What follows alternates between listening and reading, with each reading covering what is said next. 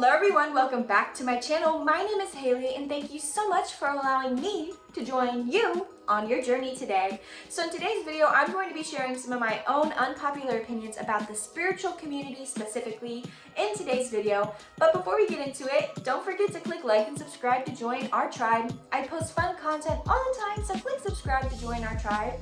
Also, two things in the description box for you to check out.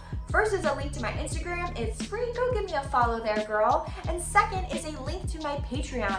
My Patreon, I post exclusive witchy and spiritual content that you will not find on any of my other platforms. And I just want to give a huge shout out to Kate Wall and Rose Taylor for supporting me on Patreon and being a producer of this channel. Thank you so much for supporting me and believing in me. But without further ado, let's go on ahead and get into these unpopular opinions.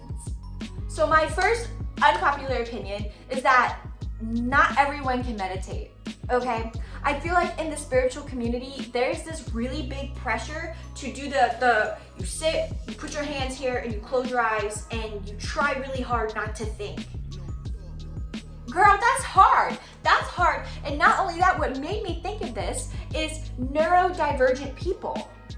Some people literally cannot meditate, but they can still be spiritual. And I think it's really important when we preach about meditation that we keep this in mind, because I know for me, I'm not as far as I know, a neurodivergent person. So, and even for me, meditation is really hard sometimes to just sit there and literally just not to think about anything and to clear my mind. That's hard for me.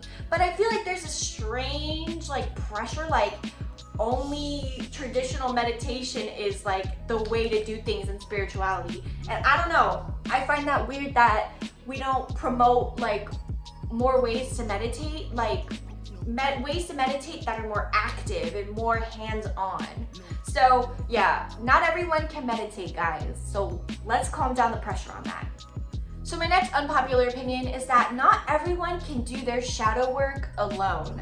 So another thing, this is a lot of my opinions, unpopular opinions, stem from this weird pressure.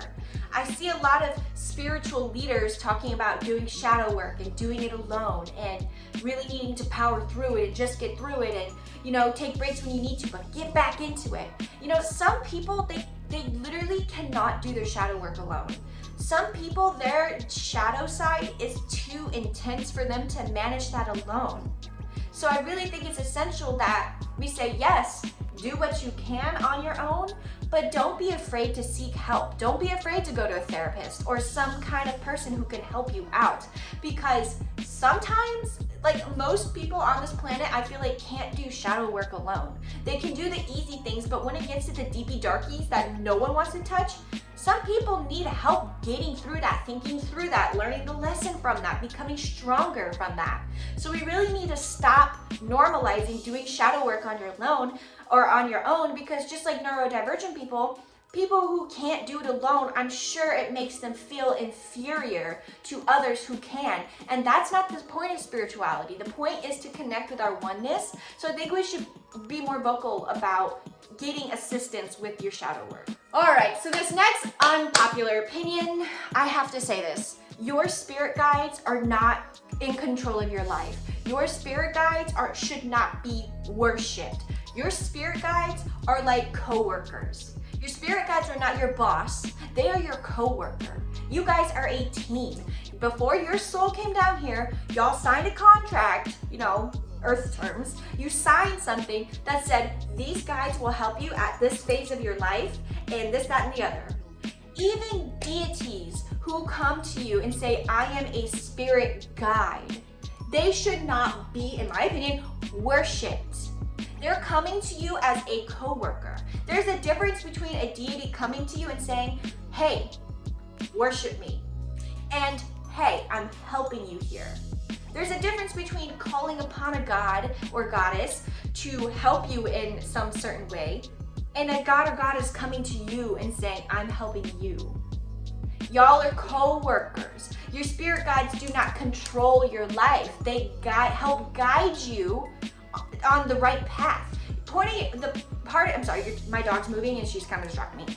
The point of your spirit guides is to help you stay on track with the mission you came down here for. okay? They're not controlling whether you get to date Jimmy or not. They're not controlling if your money is gonna come in or not. They're here to help steer you on the right path. They're here to help you manifest your reality. They don't solely manifest your reality.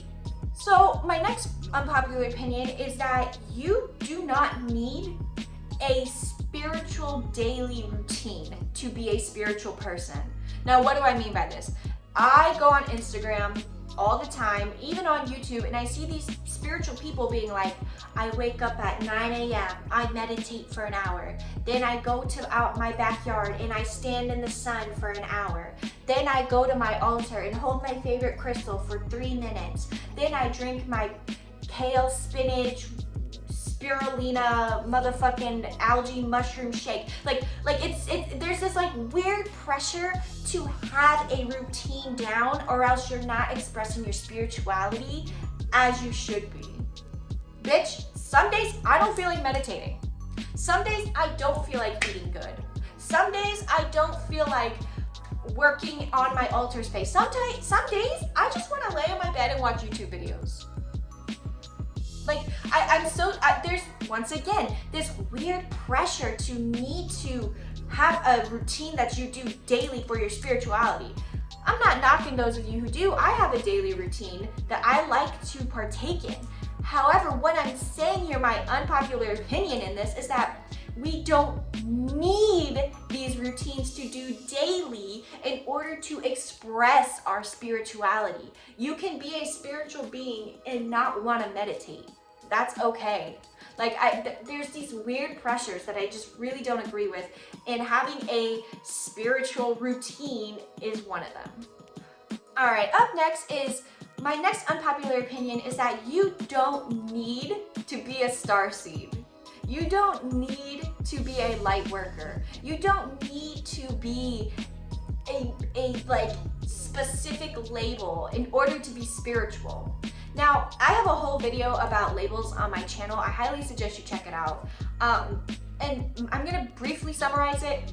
I do think labels are very important. I think labels help us identify who we are and what we are. However, I feel like in the spiritual community, there's a lot of pressure to find out like what starseed origin you are, or find out where you come from, or what abilities you could have. And that's like not the point of spirituality.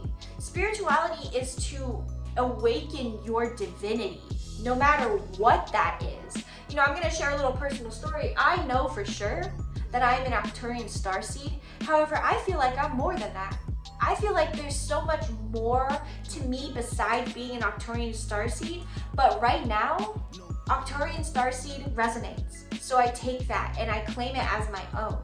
But there's this weird pressure to know exactly what you are, and it's just not necessary. Some spiritual people are not starseeds, are not light workers. They are a earth-based soul who is just spiritual, and that's okay. We need to stop. Oh, there's a fuzzy that distracted me. We need to stop pressuring people to figure out what they are. They will find out, and my ears are ringing so loud as I'm talking about this. You will find out what you are as you go along your path. Everything will make sense the more you go on your path. So let's stop pressuring people to figure out what their label is. My next unpopular opinion is one that I see everywhere. Everywhere, every single spiritual motherfucker I've seen talks about how holistic medicine is it's like they treat holistic medicine like it is the only way to heal yourself. That holistic medicine is 30 times better than modern medicine. You don't ever need modern medicine unless you break your arm or you have cancer, and even then you don't need it. And I see all these spiritual people like shitting on modern medicine. Unpopular opinion here, modern medicine and holistic medicine are equally as important. I also have a video about that on my channel. I made a back in December or January when I was really sick. And I had to go to the hospital, and I'm so glad my spirit guides showed me that experience, because it really opened my mind, because I was one of those people who who was like, yeah, you really don't need modern medicine unless you break your arm. I have my certifications in herbalism, so I really was, you know, that bitch. And then I got sick as hell and couldn't connect with my body and had to go to the hospital, and I was awakened to how essential modern medicine is. I'm so sick and tired of seeing these spiritual people shit on modern medicine. Yes, a lot of your ailments and a lot of your diseases and things like that 100% can solely be cured with holistic medicine. However, modern medicine is still really important. You know, there's some people in this world who rely on that modern medicine to survive. So for us to be shitting on that and say, you don't actually need it, you can just take some arrowroot and some chamomile and you'll be fine, I think that's kind of ignorant.